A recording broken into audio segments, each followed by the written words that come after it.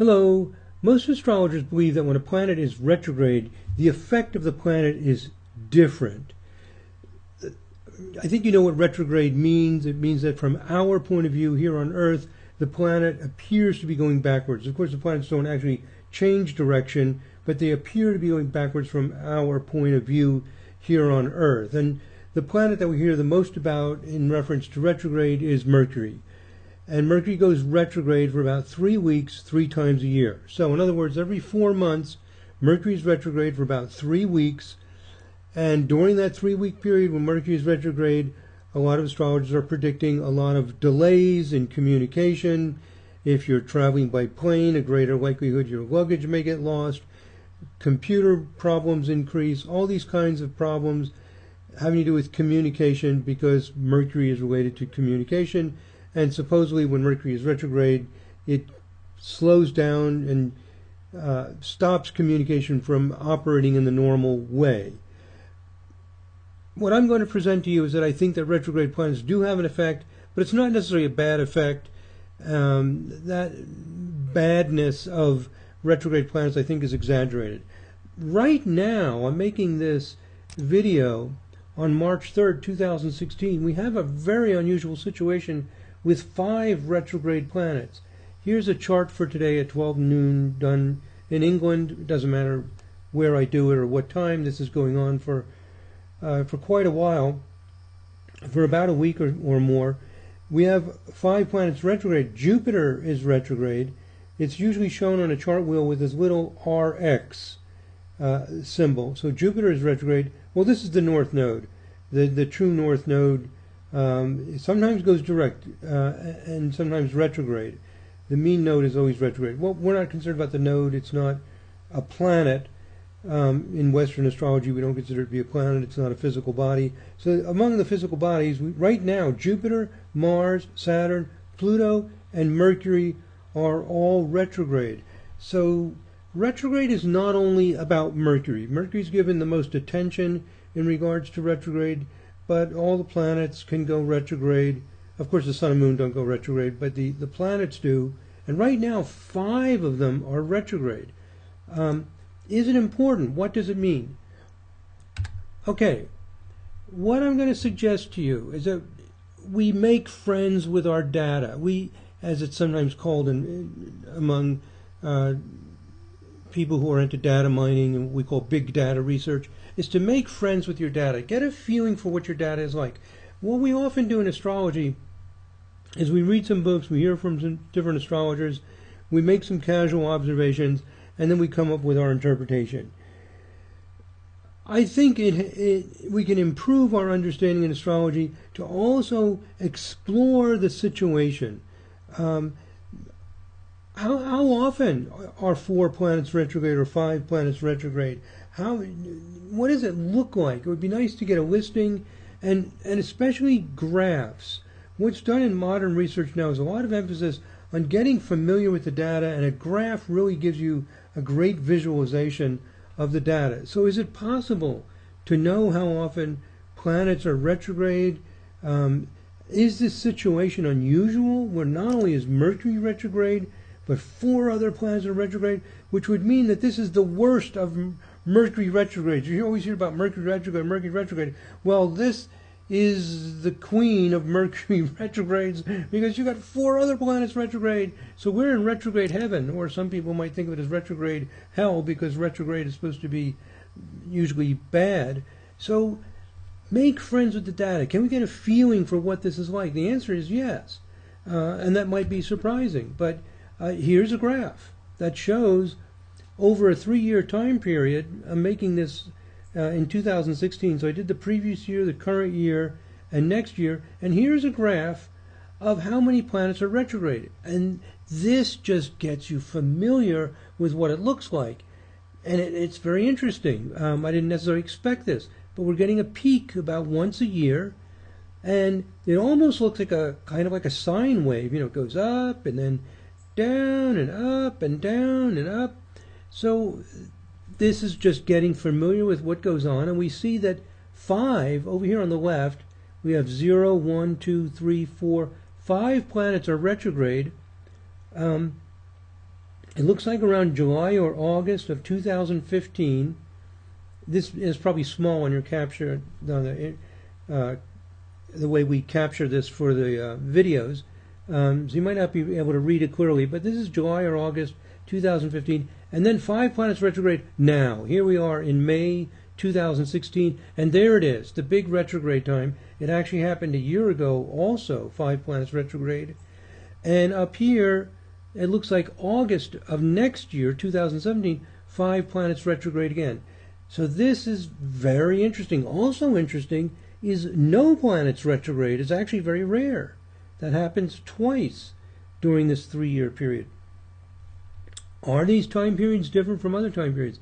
And also, one thing that's a little bit limiting as I looked at this graph, I thought to myself, well, this is great. I'm actually able to get a visualization of how many planets are typically retrograde. Actually, it surprised me a little bit that typically 2 or 3 planets are retrograde. So if somebody says, oh, 3 planets are retrograde, I might have thought that was significant. But here I can see it's fairly common, very common for 2 or 3 planets to be retrograde. Uncommon for 4 and almost never 5, at least over these 3 years. And just as rare is no planets retrograde. So this is, I think it's very, very interesting to get a feeling for the data. Now, as I looked at this, I realized there was one thing I really wanted to know is, I don't know if this is a Mercury retrograde. I'm guessing Mercury's one of the 5 planets here. I know that Mercury goes retrograde 3 times a year. I'm guessing this is one of them. But I don't know what the 5 planets are.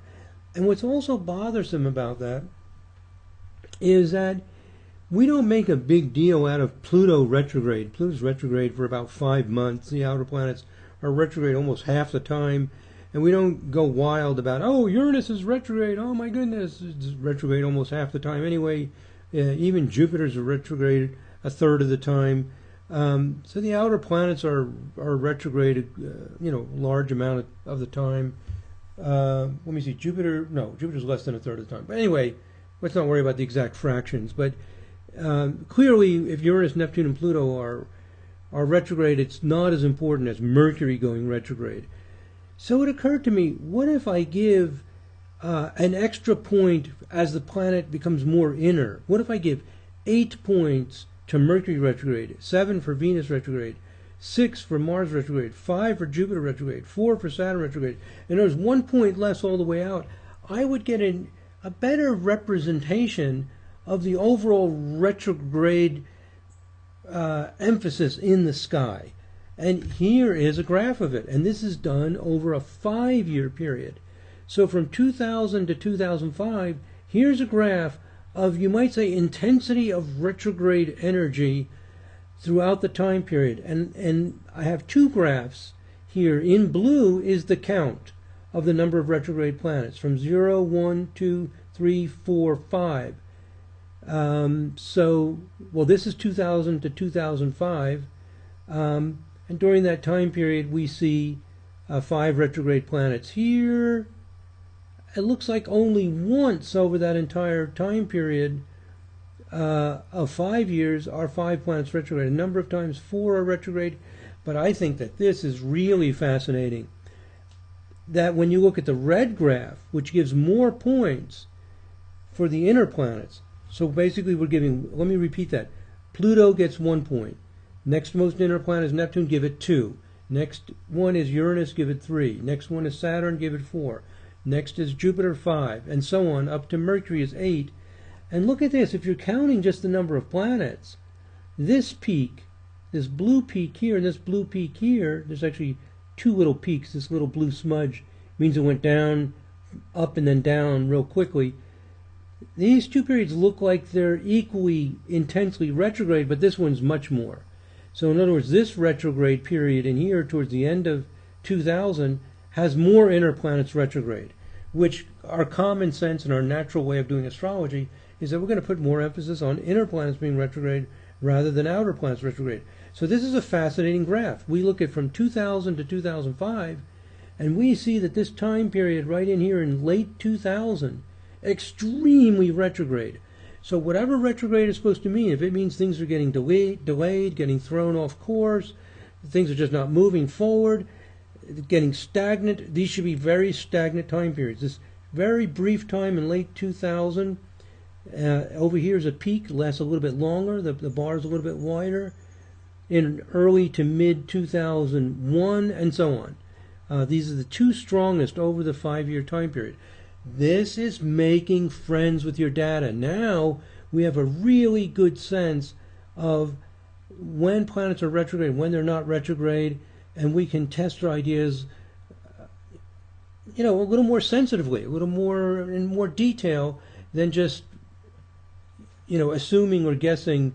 5 planets retrograde seems to be unusual. Oh yeah, it's unusual. With this graph, we see it's extremely unusual, and especially with Mercury being retrograde. So we are in a time period right now in early May 2016 of intense retrograde period. And later on, I'll show the graph for 2015 to 2020, that 5-year period, and you'll see that our period in early May 2016 is a major peak.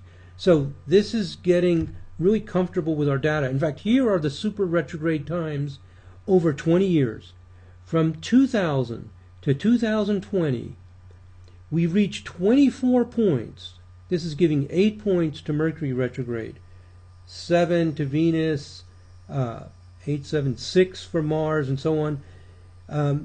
Giving that point system, we see that these 3 dates over a 20-year period, I did 2000, I've got a typo here, it says 2000, 2010. At the top it should say 2000 to 2020. Over that 20-year time period, only 3 times do we reach 24 points.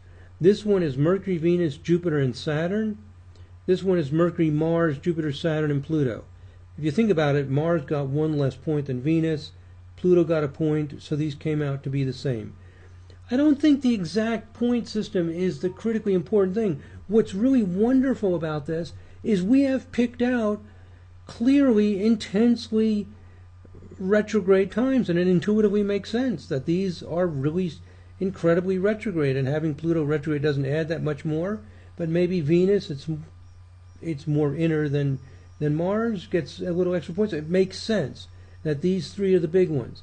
And then these are the other 3 that got 20 points. So these 6 time periods are the periods of greatest stagnation, greatest emphasis on being delayed, if that's what retrograde does, over a 20-year time period. Now you can go through your trends if you're into fashion or music trends or political trends. Is it true? Did something happen from June 4 to June 27th, almost the whole month of June 2001, this stagnation going on. In October 19th to the 26th, so about a week there in 2000.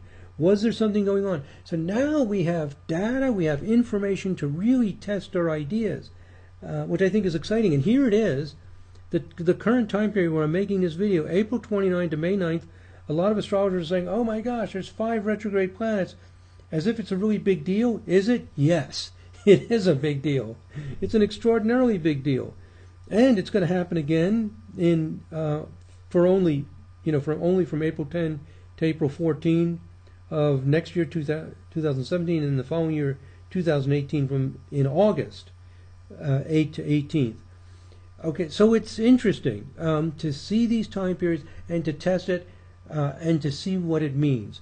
So making friends with our data, getting graphs, getting listings, getting this kind of information really enables us to approach astrology much more intelligently than just sort of guessing and feeling and seeing what we happen to notice and what other people seem to say.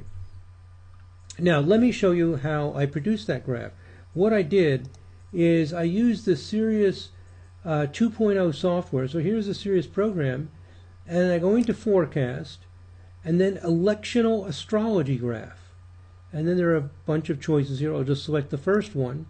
And I made 2 graphs, and it's very easy to do. Let me uncheck this default business success. And I've got them here at the bottom. Retrograde planets and retrograde planets with varying strength. So all I do is I make this thing. Let me show you how I clicked on this new search astrosignature button to create it. Let me show it to you. I'll go to customize view the highlighted astrosignature, and this is an astrosignature for transits in the sky, transit to transit. It's not related to transits to my chart or your chart, just what's in the sky. And there it is. You go over here and you select speed, you select Mercury, and I selected from 99 degrees retrograde to 0 degrees direct. And you can make any large number. In other words, if it's retrograde, Mercury's not going to go 99 degrees retrograde per day, but I just put an arbitrarily large number, 99 degrees retrograde to 0. So that means the planet's retrograde. And you click on insert new line, and it duplicates it, and you just create these 10 items. I have other videos that show how to make these astrosignatures, but that's it. It's very, very simple. Mercury, Venus, Mars, Jupiter, Saturn, Uranus, Neptune, Pluto. All the planets retrograde, and here I gave them all 1 point. There's a strength value. So this becomes a counter. If the planet's retrograde, that 1 point is registered. Now, I'll cancel out of this, and I'll show you the alternative. Then I went over here, and I just created another astrosignature. I made a duplicate. When you go to make a new astrosignature, you can say make a duplicate of one. I duplicated the previous one, I just changed the number of points. It's very small, probably difficult to read, but here's 8 points for Mercury, 7 for Venus, 6 for Mars, and so on. When you highlight an item, the details of that item are shown on the right, and you can change the setting, or you can delete items or insert items. You can make a list of anything you want, and one of the things is speed. You can do aspects and midpoints and declination and signs and houses and all kinds of things. Fixed stars, etc., even planetary hours, void, of course, all kinds of things. One of them is speed. So you set up the astrosignature and you just run it. And then when you run it, you'll get a result like this. I put in red. This is a capture of my screen where it shows the graph. There's the graph, and there's a little button here to save it. And I saved it, and I put it in my PowerPoint. And this is really cool. In the upper left, it shows you what is occurring to cause the graph. So you not only get the graph, but you get a listing of the details, the exact date and all the detailed information that's causing the graph to go up and down. So I just saved this. There's buttons here to save this. And then I pasted it into my PowerPoint. I picked out the dates when it was at the peak to see exactly what these dates are given in this list. And I put it in the PowerPoint presentation. So I'm not showing you, a detailed step-by-step process. It's very, very simple. I'm giving you the idea that you can do this stuff. This is in the Sirius 2.0 software. It's also in the older versions of Sirius, and it's also it's in the Kepler program as well. You can do this with Kepler, which is less expensive than Sirius. So if you don't have either of these programs, you can get Kepler and you can do all these things. Visualize the data and get this kind of information. And this is what I'm encouraging astrologers to do, is not to just use anecdotal evidence and what you randomly happen to see. There are ways to visualize information, to graph it, to pursue this in a more sensitive way, and you get really great insights. So just for your interest, here's 2005 to 2010. I found if I did 10 years at a time, I got a lot of information 5 years, but if I found when I did 10 years, it was, it was a little bit noisy, you might say, a little bit easier to read with 5 years at a time. So there it is. Again, this blue is a count of how many planets are retrograde, and this is the weighted effect. And notice we only get up to 19 points, and if I want to do 20 or higher, there are no days that reach 20. There are 1, 2, 3 time periods that reach 19. Here's a 19. But if we go back up to my listing of super days, I just cut it off at 20. And using 20, there are no time periods where we get 20 points between 2001 and 2016. What does that mean? What it means, what I'm saying, is between June of 2001 and April 2016, it never happens that there are a lot of inner planets retrograde in the way that's happening right now. You'll get a lot of planets retrograde. Here's a count, up to 5 planets retrograde a few times. but it's not a lot of inner planets. It's probably Mercury and the outer planets. So it's not quite as high a score. So this is fantastic because you're getting a feeling for, is this a super retrograde time or not? And also in that graph, by the way, I'm telling you what the planets are. So you'll see that with all of these, they tend to be more inner planets, especially when you get to 24 points. When it's 24 points, always Venus or Mars. This one that only had 20 had Mars, but then it was just the three outers. No Jupiter and Saturn. So this is tending, the high points means it's much more of the inner planets. So you're getting an overall feeling for how strongly retrograde the planets are. Quite fascinating. Here's the 2010 to 2015. Again, we don't reach 20 points. The highest one is 19 points over here. And here's our current time period, 2015 to 2020. So we're right over here. This is the peak. This is the peak that everybody's talking about right now. This is May 2016, early May 2016. This is what everybody's talking about right now, the 5 planets retrograde. And, with having a lot of more inner planets, it's going all the way up to 24. And as I showed in that listing, we only reached this really high number of 24 on these 3 years. We're getting the first one now, and then 2017, 2018. So what we can do is we can watch the news. We can see what's going on in the world. We can get the feeling and the mood and see if there's something really stifling or stagnant. Is there? Well, here's my interpretation that I've gotten from watching this for many, many years, and I think it's true now, is that I believe that when the planets are retrograde, it's a time of reflecting on the past, considering past decisions and mistakes. We are using what we know now to review, revise, edit, improve, and correct the problems we have.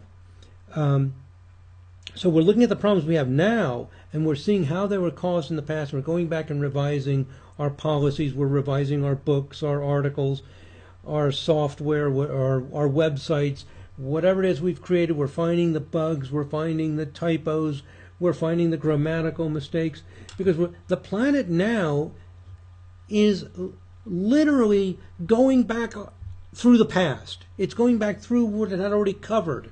And that's what happens when a planet is retrograde. We're reviewing, revising, editing. So rather than retrograde planets being terrible, like you don't go traveling, don't do anything, what it's really good for is correcting, revising, editing. So if you've written a book, you've written a paper, an academic paper, whatever it is you've done, you've been building, an extension to your house, whatever it is you're doing, this is your time to walk through that thing you were building, double check it, revise what you're doing, edit it again, give it to somebody to edit.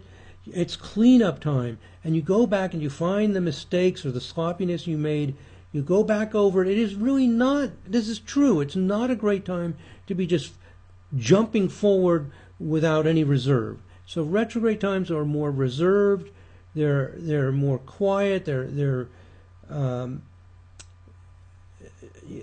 just not as spontaneous. It's a more measured pace, you might say. But is it bad? No, because it's great for cleaning things up, fixing things up.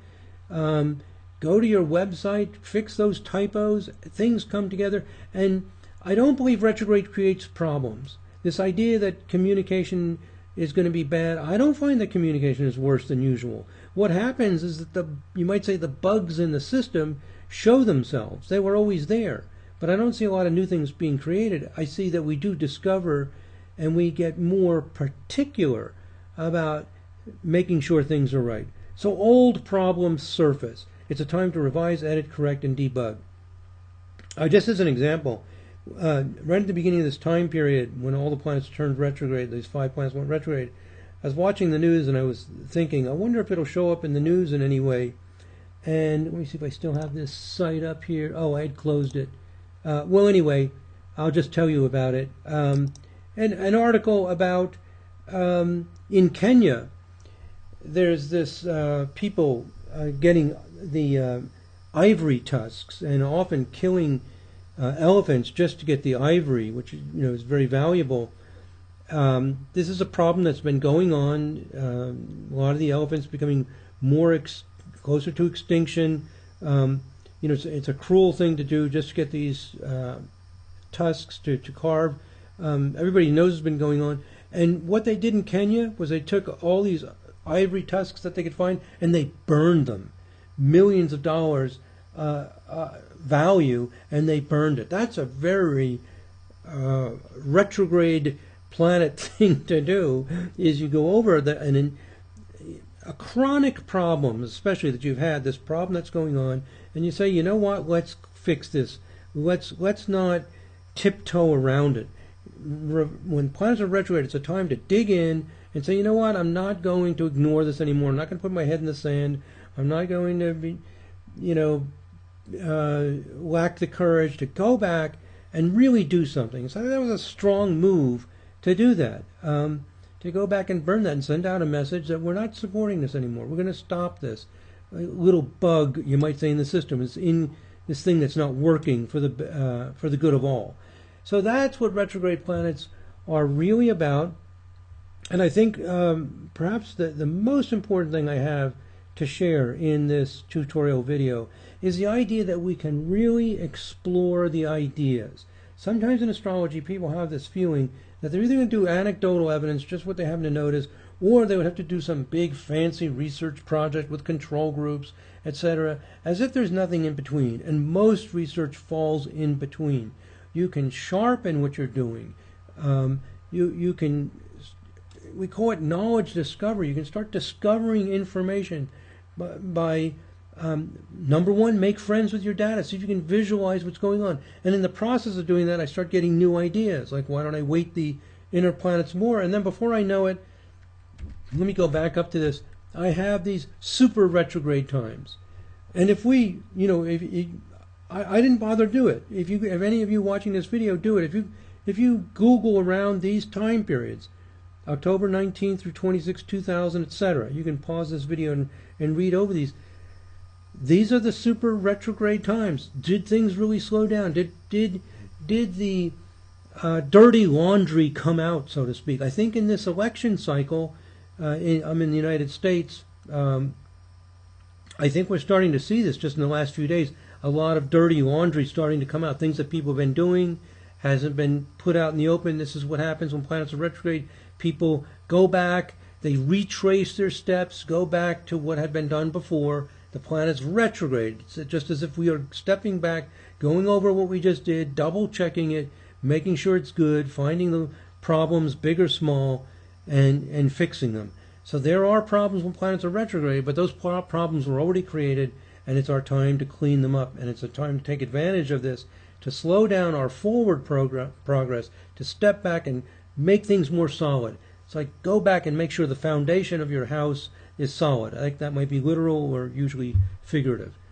Okay, so that's it, my friends. I hope that more and more people get inspired to take a more evidence-based approach to astrology, checking things out, visualizing it. It's really very exciting, rather than just guessing and wondering. We have these fantastic tools. The software has made a whole new world of astrology, the new research methods that have been developed. It's very, very exciting that we can explore these things and come up with some really intelligent ideas that can be defended, that really show hope of working, rather than just saying, oh, Mercury's retrograde, nothing's going to work, don't go traveling, cancel your vacation. That's not helpful. It's not true. It doesn't work that way. But, we don't have to throw astrology in the garbage bin or to treat it so lightly. We can study it in a more thorough way and come up with really useful information. All right, my friends, thank you very much for listening. God bless. Namaste.